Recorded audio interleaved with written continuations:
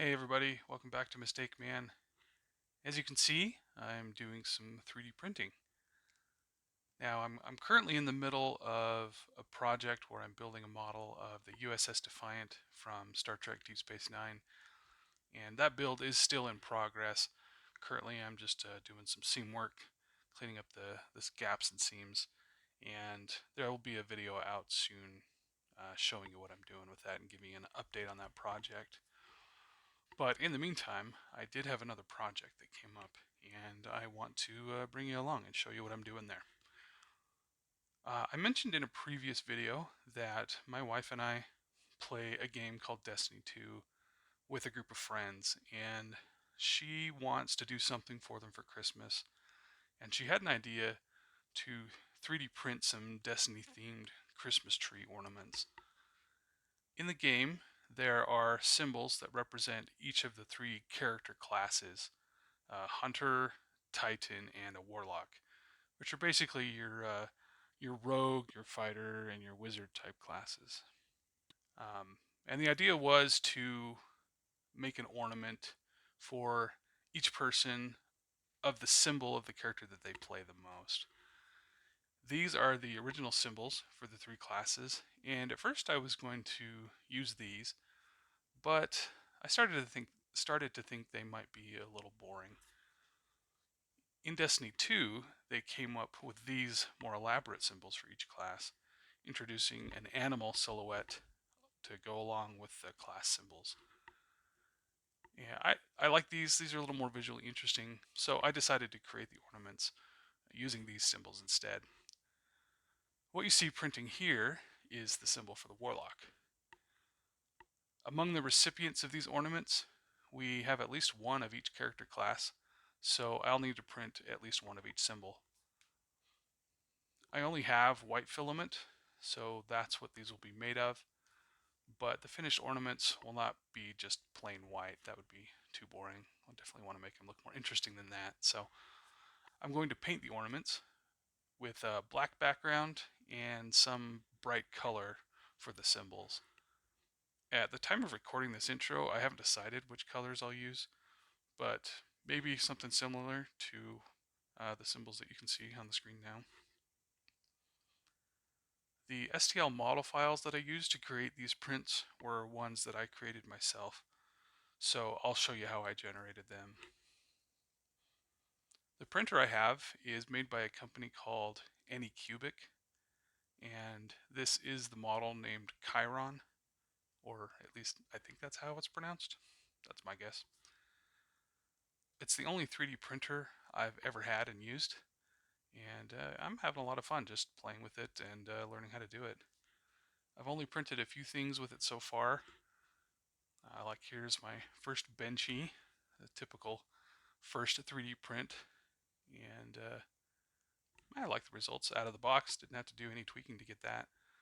Next, I printed a case for a battery recharger that I made, and the battery recharger is based on a design created by Big Clive here on YouTube. Some of you may be familiar with him. There's a link in the description to Big Clive's video if you're interested. The case that I designed ended up being a bit clunky, but it's functional. I've also printed a nozzle for an idea I had for a miniature air blower, but that didn't work out. That project was a failure. I'll probably revisit that one in the future. Printing these Destiny Christmas tree ornaments will definitely be the most work my printer's done so far, and I've got plenty of ideas for future projects. All right, one down, 5 to go. The first thing I had to do in this project was find some images that I could use as reference to create these ornaments. And normally what I would do for something like this is I would just find an image that I like, download it, pop it up in the background of my modeling software, and then just trace the outline to get the geometry that I need, extrude it into a solid, and then there we go, create an STL from that. And I could have done that here. That was my original plan. But once I decided to use these more elaborate character symbols with the animal silhouettes, then I realized it was going to take quite a bit longer to go and trace the outline of these symbols, especially when it comes to the Titan and the Warlock symbol with all these extra little details in there. That would have just taken too much time. So then I thought, okay, well, if I can find these versions of these images in vector format, like an SVG file, that could save me some time. So I started looking around the internet, and I actually ended up finding someone who was selling these symbols in on Etsy in kind of like an image pack that included SVG files, and it was like $2 and some change. Normally, I wouldn't really want to spend money on a project like this. I want to do stuff more myself, more of a DIY kind of a thing. And so I don't tend to do that. But in this case, where it was just so inexpensive, I thought, man, I'd spend more money going down to the corner gas station and buying a bottle of Mountain Dew. So yeah, it was kind of a no-brainer. So I went ahead and bought the image pack. It was just an instant download, so I downloaded it and I ended up getting these three files. Well, there was more than this, obviously. There was JPEG, PNG, and SVG, and I think even PDF format was available in that image pack, so it was perfect. It was exactly what I needed. So next step then was to get those SVG files into my modeling software. And the modeling software doesn't directly read SVGs, but it does recognize another format called DXF. And just did some quick Googling. I found out there was another free program available called Inkscape that lets you, it works well with SVGs and it lets me export as a DXF. So I downloaded and installed Inkscape, and then I was able to go ahead and open up, let's open up the Hunter here, and here's my SVG right there. So I open up the SVG, and then I'm just able to go save as. I want to save this as a DXF, so I just select that, AutoCAD DXF R14. You can see I've already done a couple of them here. I'll call this 1B, save that, and then these are the settings that I used. They ended up working just fine. And so do that. That gives me my DXF. Now my modeling software that I'm using, Autodesk Inventor, will import directly from DXF. And I did that, and I ended up with a lot of extra detail that I didn't think was going to translate well to the scale that I want to print these ornaments at. For example, these eyes here, and even like this kind of shield outline in the background, and like this kind of feathery detail on the bottom of this circle. I'm going to be printing these kind of small, and I just don't think those details are going to come across looking right. And so I decided to simplify this a little bit, and I found that was easier to do in AutoCAD than it was in Inventor. So I pulled up AutoCAD and open up that DXF. And then in here I can just start, deleting geometry that I don't want,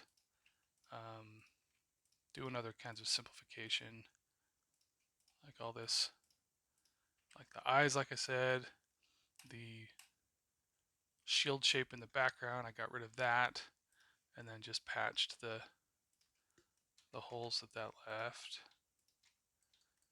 like so.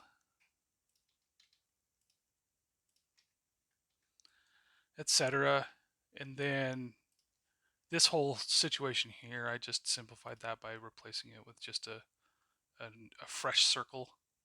So I kind of created that didn't work. I just started the circle command, got me a circle that was more or less the right diameter, and then just tried to center that close enough anyway. I mean, it doesn't have to be perfect. There we go. And then just go through and delete all that extra stuff that I don't need, right? And clean that up. So it just ends up with just a simple circle and then the symbol in the middle. Anyway, so I clean this up, save the results, and then go over to Inventor and start a new part file. Okay, so I've got my sketch, and I'm just going to bring in some AutoCAD geometry. Let's go into our Hunter, and then there's one there that I've already got fully cleaned up. And there we go. So, as you can see, it's simplified. Took the eyes out, took that shield shape out of the background, cleaned up the circle. Wasn't a whole lot of cleanup involved on this Hunter symbol. It's pretty simple. With the Titan and the Warlock, it was a little more involved, but you get the idea. All right, so then we just extrude this into some 3D geometry. So essentially those two profiles. And right now it's extruding to 10 millimeters. I'm going to have to come back and adjust that in a minute, because if we measure this just from tip to tip there, 187-ish millimeters, that's too big. That's bigger than what I want for these ornaments. I'm thinking more along the lines of around 80 millimeters. And so I'm going to have to scale this in order to bring it down to about that size. And the easiest way for me to do that inside of Inventor, I could do that in AutoCAD, but inside of Inventor, I just like to have the option to do it in here. It gives me some more flexibility. So I'll go ahead and just call this my Hunter 1B, I guess. So I save that, and that's the original scale. Now I'm going to start a new part, and I'm going to derive this part from that one that I just created, and then I can just change the scale factor. And it ends up being about 0.42, and that gets me, now if I measure it, that's more in the vicinity of 80, 78.5. That's good. Now, because that I had extruded it to 10 millimeter thickness, it's just going to be obviously 0.42 times that, so 4.2 millimeters thick.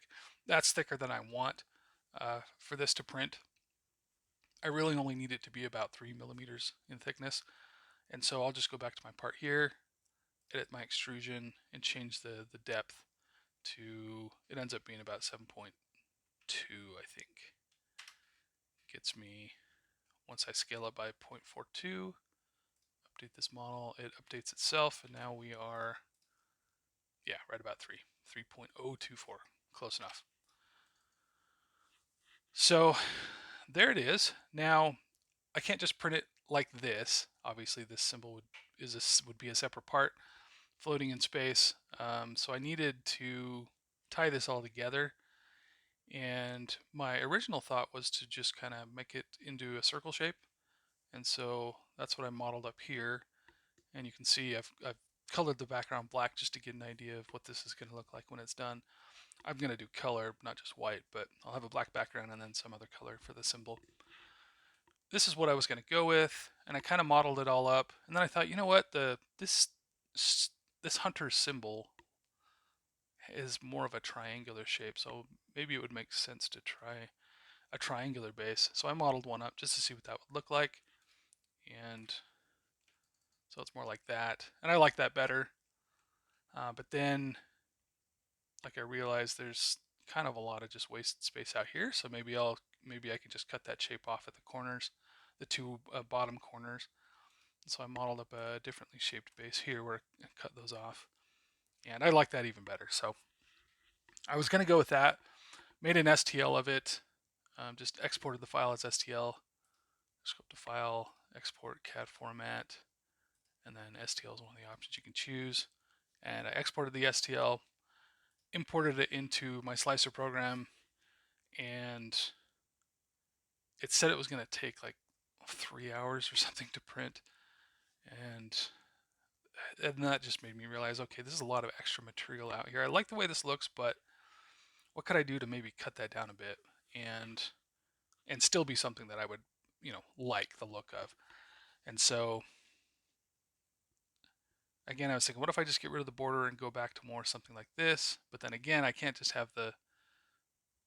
be just that, because the circle symbol in the middle would just be floating in space, and the the head and the tail would be just too thin and fragile. They'd end up breaking. So maybe I can just put enough background material behind those, maybe close it off right here and have this all be filled in, and then close it off here, and then close it off here and have this be filled in, and this.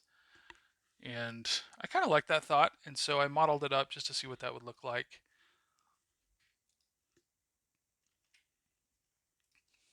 And that's what it would look like. And I like it.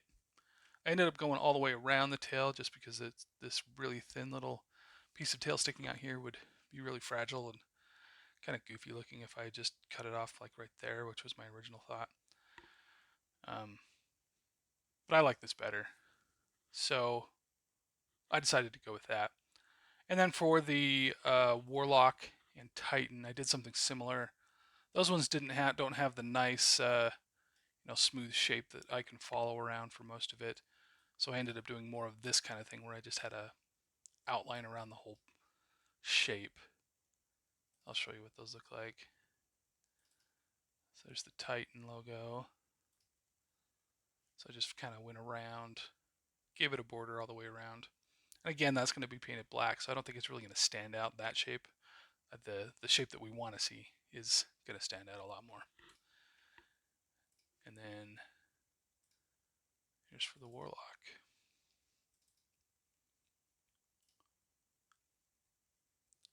And I was worried about some of this detail, like these just little tufts of fur.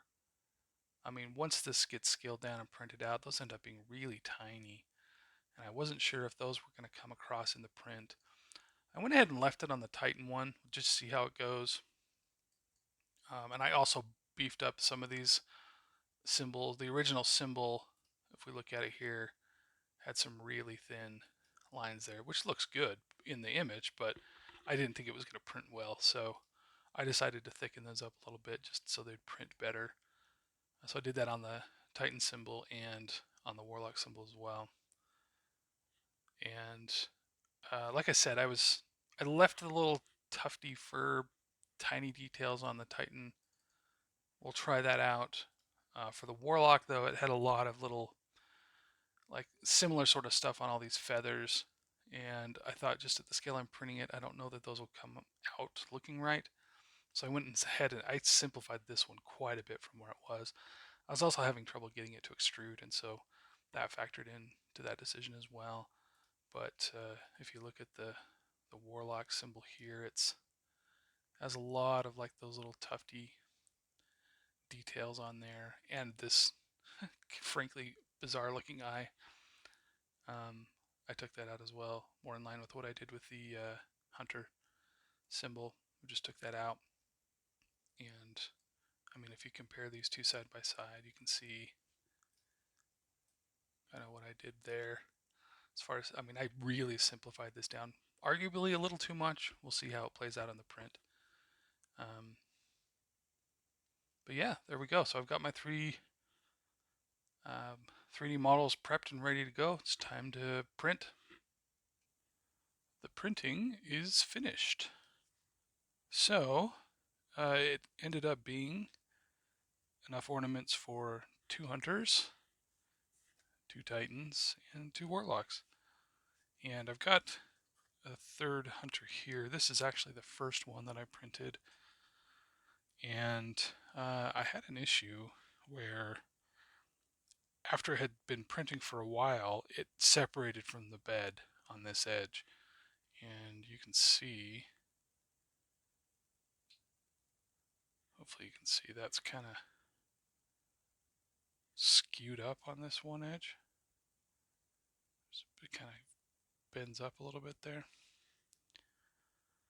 And that obviously is a problem because then it just kind of deforms and messes up the rest of the print here.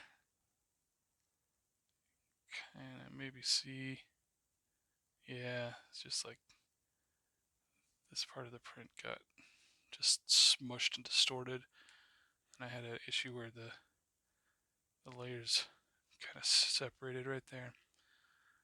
So yeah, that wasn't great, but I did end up changing some settings. I actually changed to a different slicer. I was using the Cura slicer that came with the software came on a USB stick that came with my 3D printer, and that's what I used to kind of get things started. But um, I did want to just try a different slicer to see if I could have better, different results.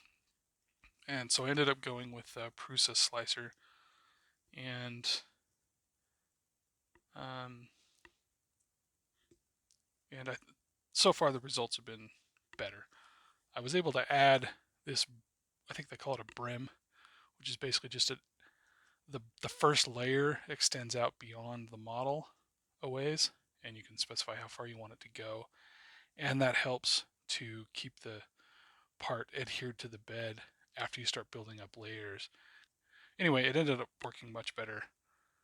Parts are basically flat, and didn't have any issues with the distorting or the separation of the layers. So yeah, I think it's turned out good. Now this printer isn't like the finest resolution, or at least I haven't unlocked the ability to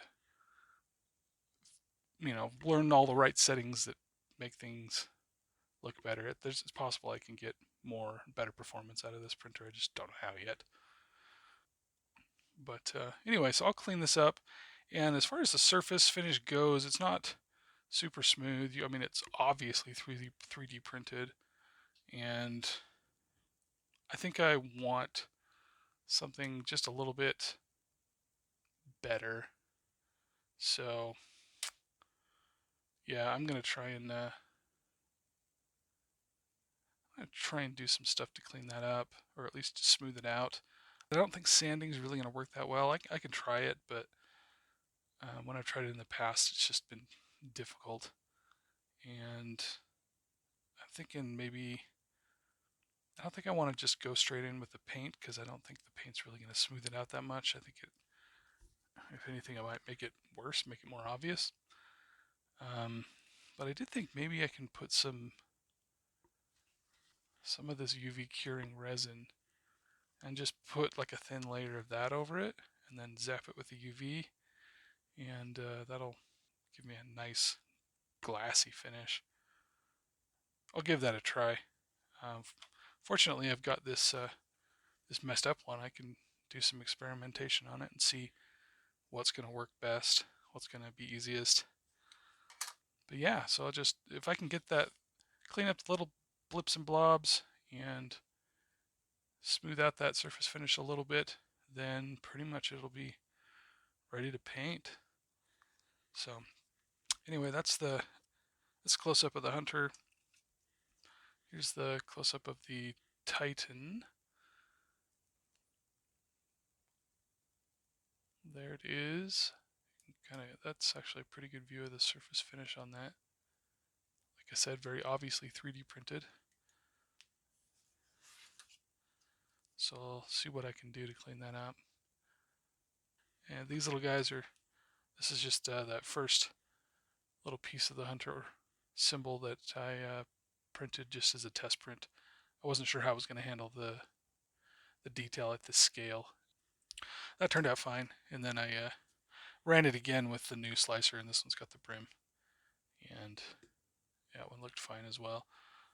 Anyway, I'm going to clean these up, get those little blips and blobs and stray fibers and all the brims off of all these, and maybe try sanding, see how that goes at first, and then if that doesn't work, I'll try the UV resin, and if that doesn't work, who knows, we'll go from there. I've been experimenting with a couple things here. I've done a little bit of sanding on that surface there at the head of the snake, and it looks pretty good, and it wasn't as difficult as I was anticipating.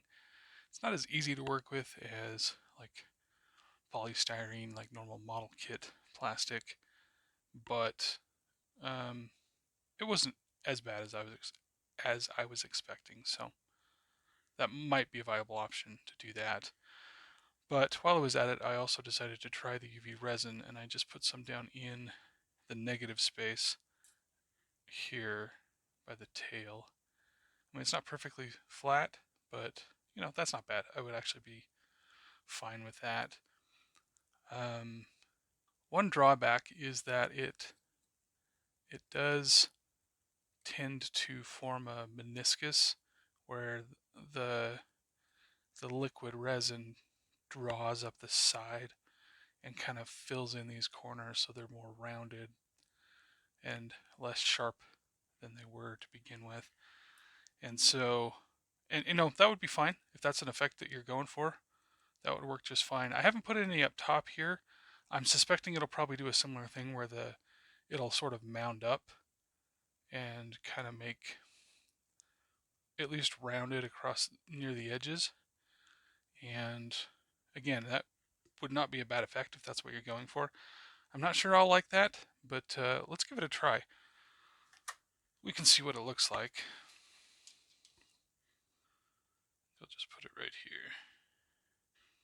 I'll try and do this in focus.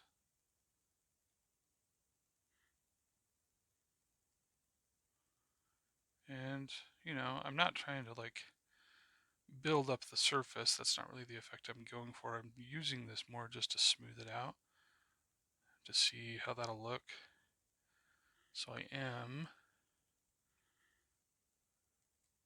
spreading that out quite a bit. And then we'll give it a second to kind of level itself out. Now that's probably not the fairest test right there, because that's the spot where this is my test piece, right? Not one of the actual finished ones. And this edge here is where the part lifted up off of the heat bed, and the texture of the print right there is all smashed and mangled. So it's worse than in other spots. So maybe let's also try it on the other side where it's a little more ordinary. See how it compares.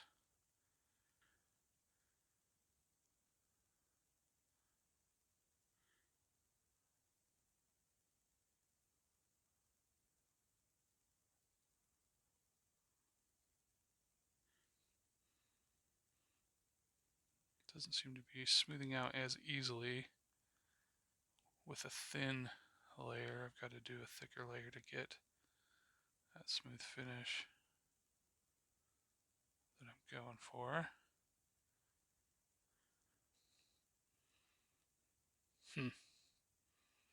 Yeah, it's not as easy to get a flat surface as I thought it would be. Well, this is just my test piece, so we'll go ahead and zap it with the UV before we move on. And I don't know if it's necessary to put this back in the box, but I do anyway, just to prevent any stray UV from curing what's in the bottle. Another drawback to doing this with the UV resin is that even if I let this cure for a good while, there still seems to be kind of a residue on the surface that doesn't cure all the way, and you'll see that here when I'm done. Maybe I'm just impatient and not curing it as long as it needs. That's definitely possible. So however long that was, try it out. But I think you'll see what I mean here.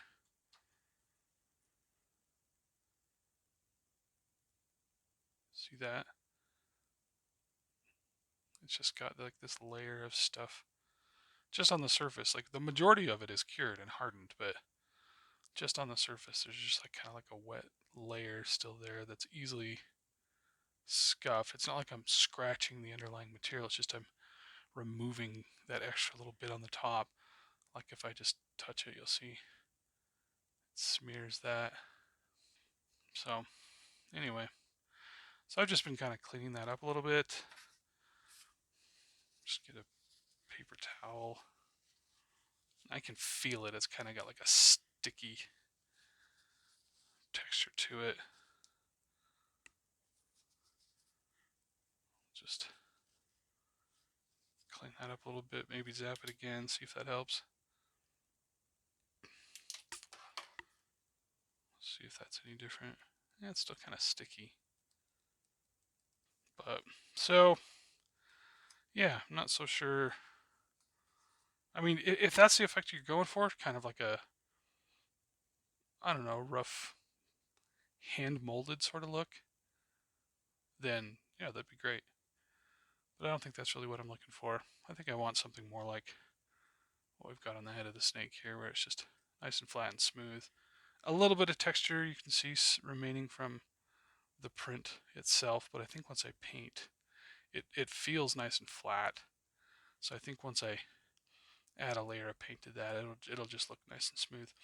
Obviously, the trick with sanding, though, is trying to get my sanding tools down into these little spaces in between here and down in there inside the symbol.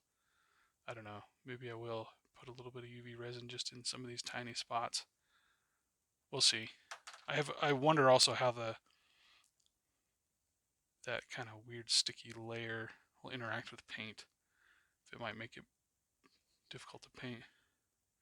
I guess we'll see. We can give it a try here on this one. Doesn't feel as sticky now. I think I've wiped most of that off. I'll probably sand a little bit more of this, try and get down in there in some of the negative space there where I can, and see how that's going to look. I've done a bit more sanding, and I did more of the snake pretty much all the way from the head down to where it transitions into the UV resin that I added, and that feels nice and smooth. I think that'll have a nice finish once it's painted. And I did a little bit down inside of the negative space here, and then there. We'll see.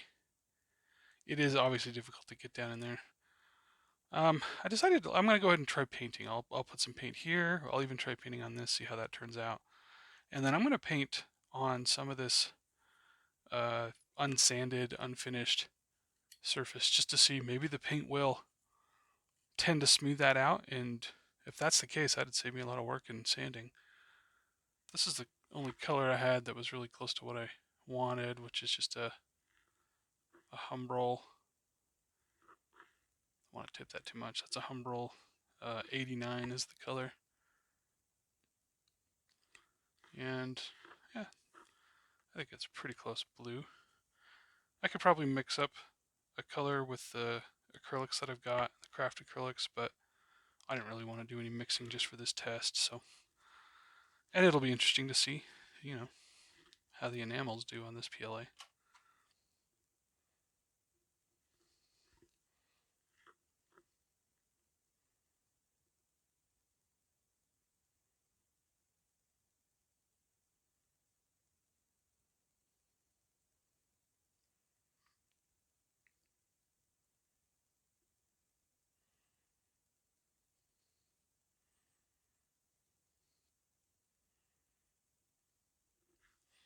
That's a nice color. I like that.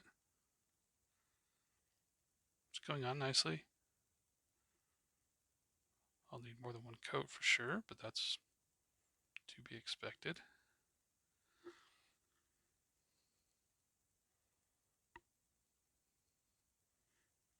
It's a little lighter to my eyes in person than it is on camera. It's a little darker on camera, but color still looks good.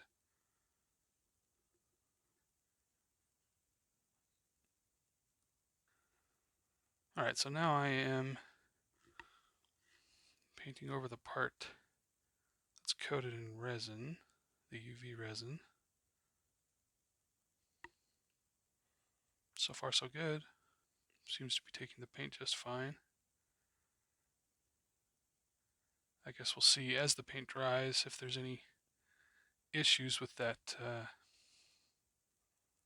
residue layer that was on there.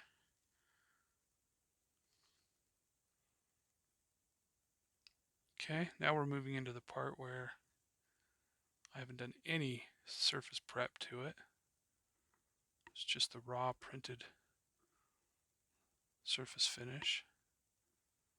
See how that goes. Some of this is the worst parts of this printed piece where it got distorted when it separated from the bed, so might not be a fair test of how well the paint finishes up. Something to hold that with.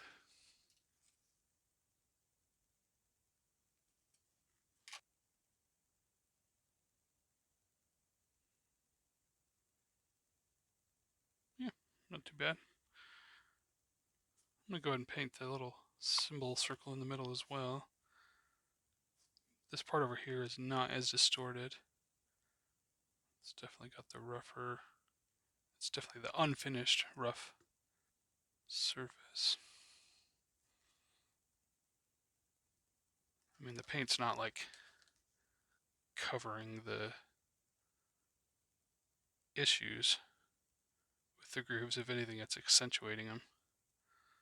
So I don't know that I'm going to be able to get away with not doing any surface prep.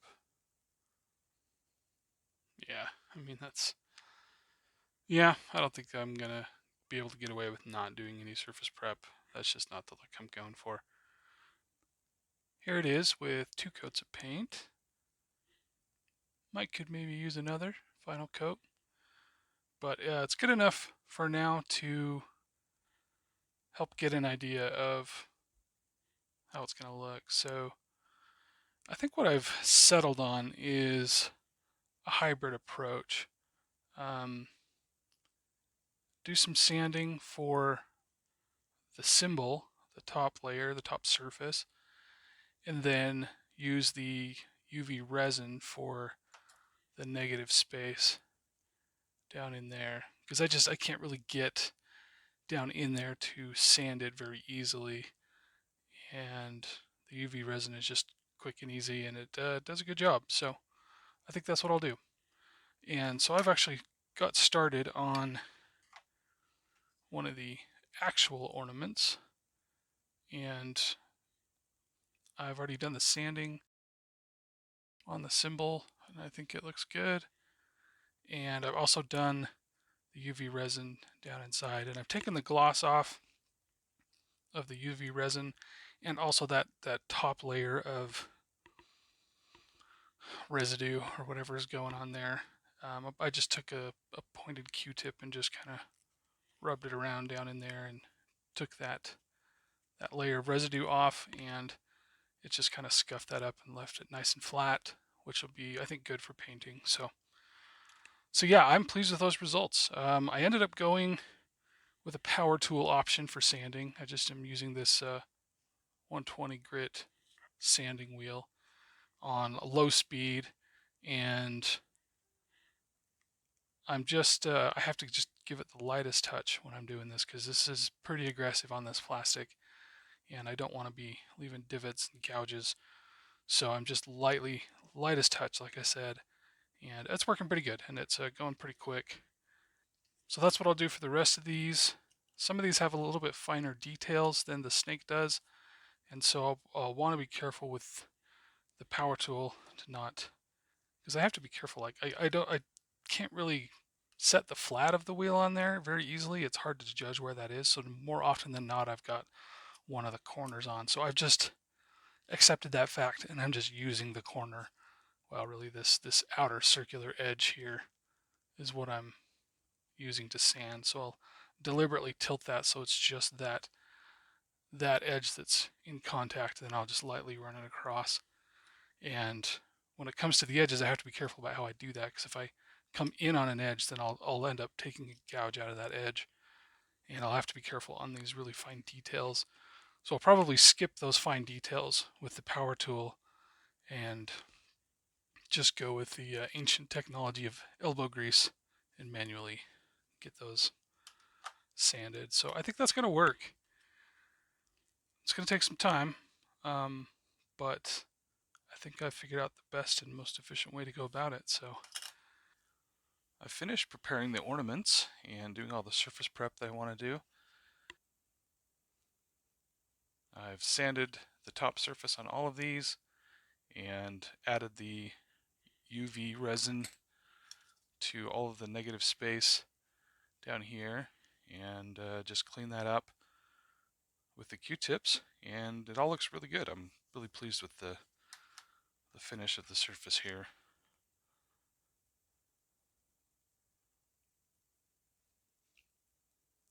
So next step is go ahead and paint it, and I like this color. That's the Humbrol 89. I like that for the Hunter ornament. I think that looks good. I like that color. And for the Warlock, I have this Ceramcoat straw, which looks good. I like the way that looks. Kind of a golden yellow, more than a bright yellow. And for the Titan, I've got this Ceramcoat Barn Red, which I like. It's like a dark, vivid red. I think it looks really good when it's wet.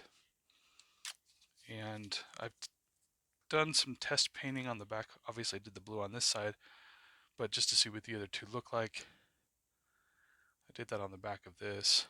And I like that yellow. It looks good. I'm going to go with that. The red does dry a little bit.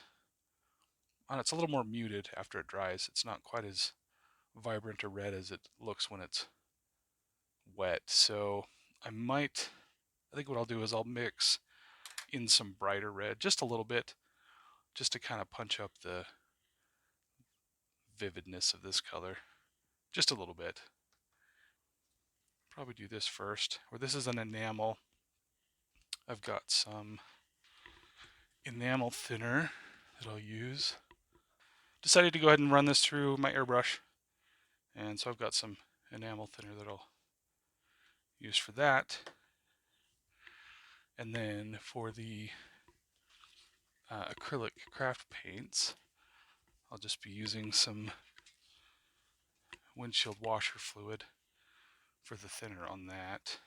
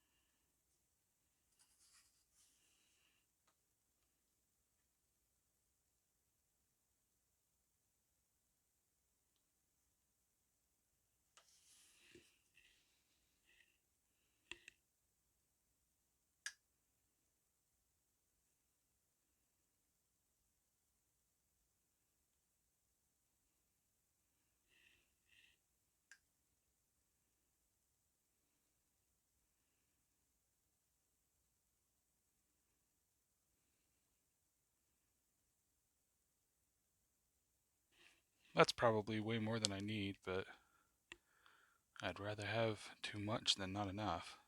That's for sure. It's frustrating to run out of paint before you're finished airbrushing something.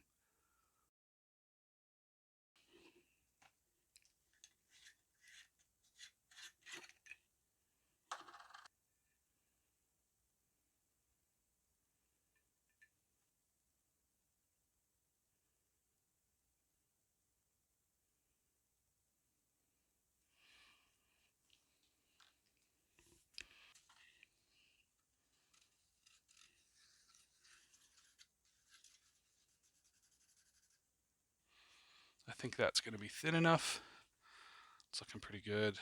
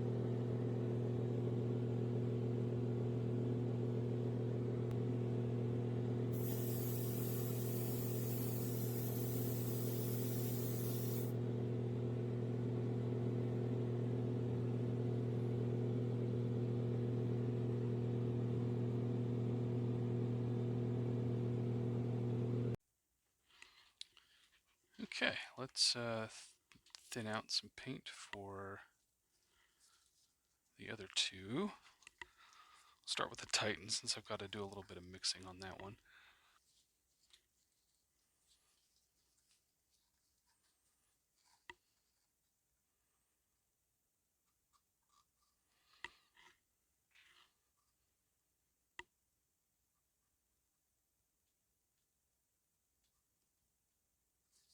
That's probably way more than I'll need.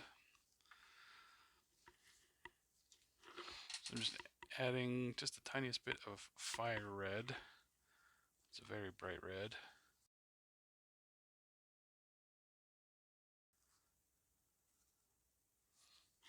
Yeah. Woo, very different color. All right, let's start with that. We can always add more.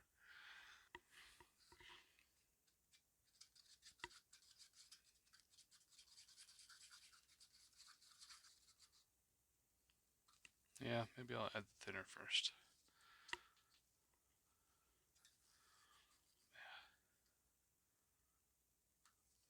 Don't know how much I'll need. That's all I've got. Still a little too thick. Definitely need to thin that some more. I'm going to put just a little bit of this.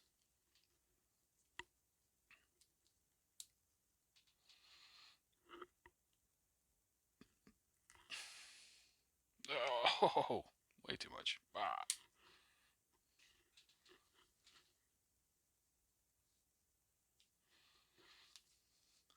Just going to put that up here at the top of the cup so I can compare as I change the shade, see how much it's actually changing. So that really didn't change it much, so I'm going to need to put a little bit more in.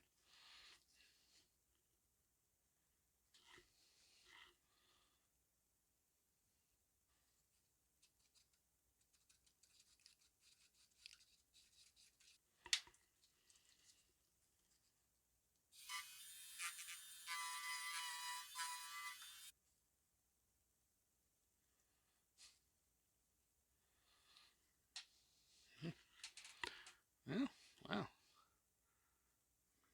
Might want a little more than that.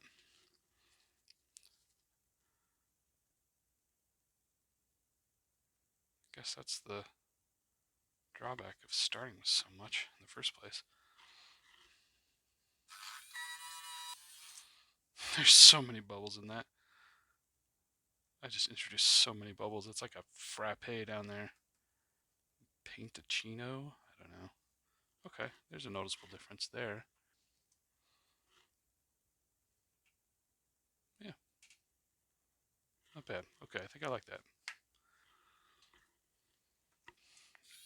Wash! Oh, no!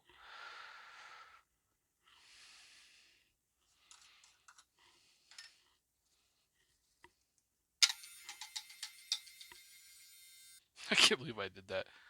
Bumped the button and just sprayed paint in a nice line all across there.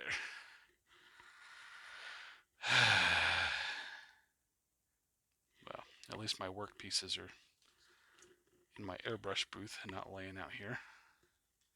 So, no damage done, just a mess to clean up. Okay, that's still way too thick. Although I guess it is tough to judge that there's so many bubbles in there. It's changing the viscosity and the texture of it. That's going to be difficult to judge if it's the right thinness for airbrushing. So I'm going to set that aside while I thin out the yellow color, and we'll come back to it and see if any of those bubbles have calmed down.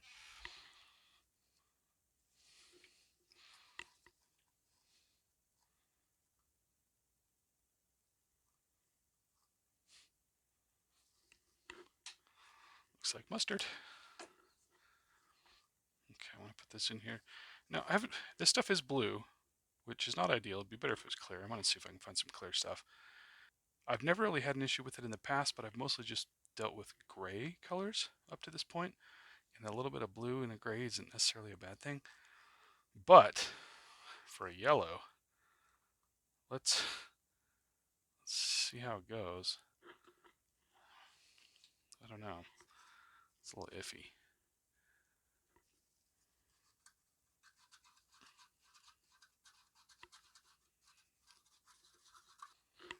I mean, it doesn't look green, so I don't think it's really that noticeable once it really gets mixed in. But see how it is with when it's properly thinned. Yeah, it looks like it's going to be a disaster, but then once it mixes in, it's really can't tell. Let's do just a tiny bit more. Thin it out just a little bit further. Okay, that looks good. I like that level of thinness. Now, just for curiosity's sake, I'm going to put a little bit of the original yellow paint in there just to compare to see if it really has changed the color much. See if I can do this without blobbing it out this time. Woo-wee. Okay. So there's our control. Yeah. It looks like the same color to my eyes. Yeah. Doesn't really look like it affects it that much. Yeah, that's good to know, because you'd think in a test like this with this color, it would, if it was going to make a difference, it would have done it here. So that's good to know. Maybe I don't need to worry about the blue.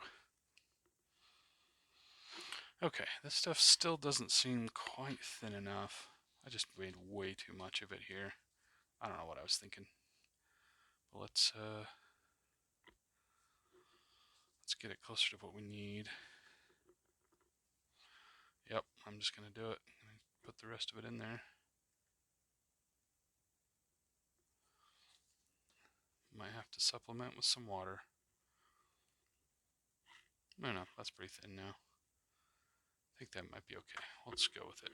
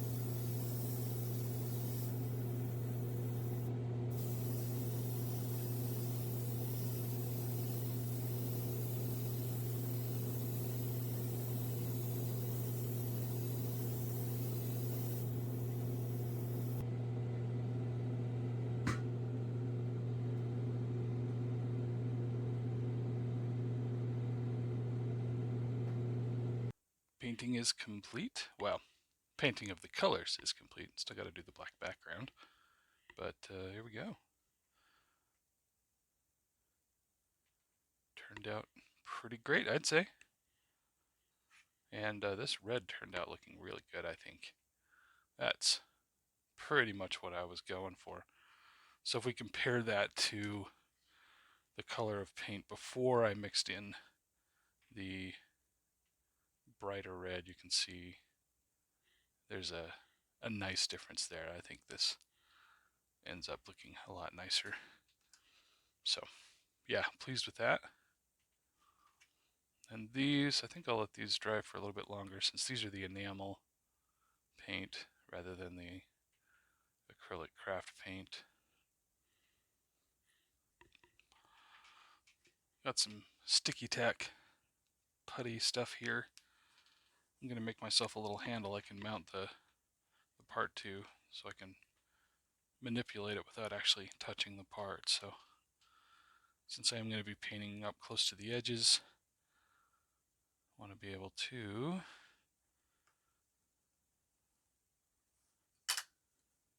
handle it.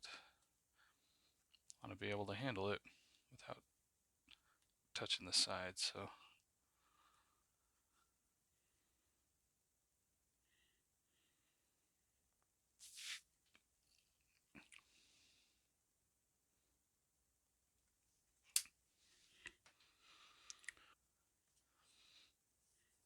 we're ready to go on this guy. Let's do it.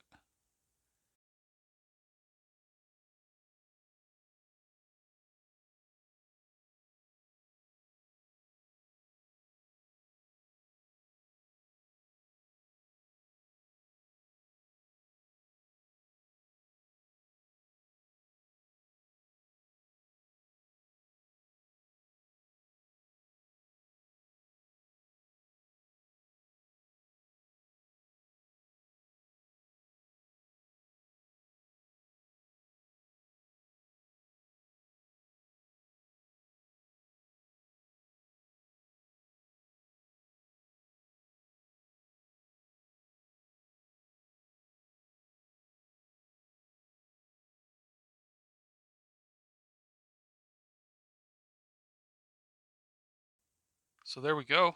There's the first one painted, and I think it looks great. That border turned out looking really nice.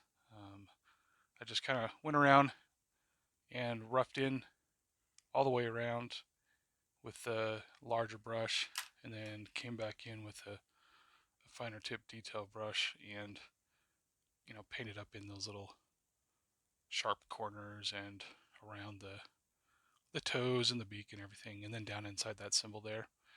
And only messed up in a few places, but I've got the yellow paint there, so I just went back in and just did some touch up in a few spots. But turned out looking pretty good. So 1 down, 5 to go. Painting of the colors is complete, and this is what I've got. Thinking it's looking pretty good. I like the results. So remaining steps are to put a clear coat on here. Since this was airbrushed craft paints, they don't have the greatest resilience.